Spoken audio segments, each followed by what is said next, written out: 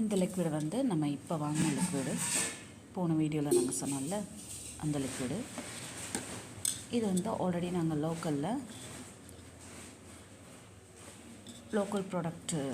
இந்த லிக்விடு இது கொஞ்சம் பரவாயில்ல திக்னஸ். இது ஆனால் ரொம்ப லிக்விடாக இருக்குது. நாங்கள் இன்னும் வாஷிங் போட்டு பார்க்கல. பட் இது பார்க்கலே ரொம்ப ரொம்ப லிக்விடாக இருக்குது. இவ்வளோ லிக்விடாக இருக்குது. அசல் இங்கு மாதிரி தான் இருக்குது. இது வந்து கொஞ்சம் பரவாயில்ல அதிலருந்து. இது வந்து லோக்கலில் கெமிக்கல் ஷாப்பில் வாங்கின லிக்விடு. இது வந்து நம்ம இப்போ ஃப்ளிப்கார்ட்டில் ஆர்டர் போட்ட லிக்விடு.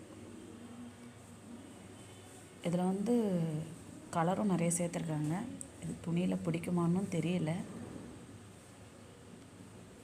இது வந்து நம்ம லோக்கலில் வாங்கின கெமிக்கல் ஷாப்பில் வாங்கின லிக்விடு. இட்ஸ் ஓகே, பரவாயில்ல.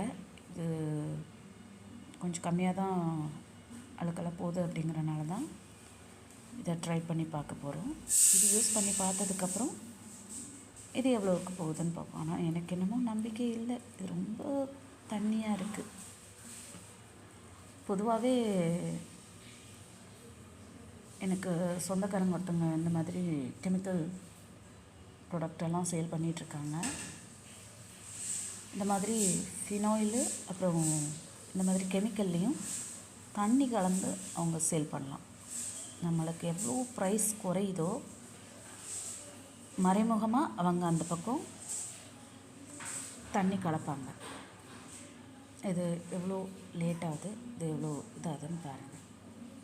எவ்வளோ தின்னாக இருக்குன்னு பாருங்கள்.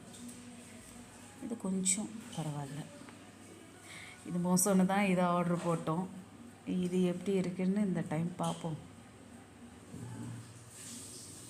நெக்ஸ்ட் வீடியோவில் எவ்வளோ தூரத்துக்கு அது யூஸ் ஆகுதுன்னு அடுத்த வீடியோவில் நான் சொல்கிறேன்.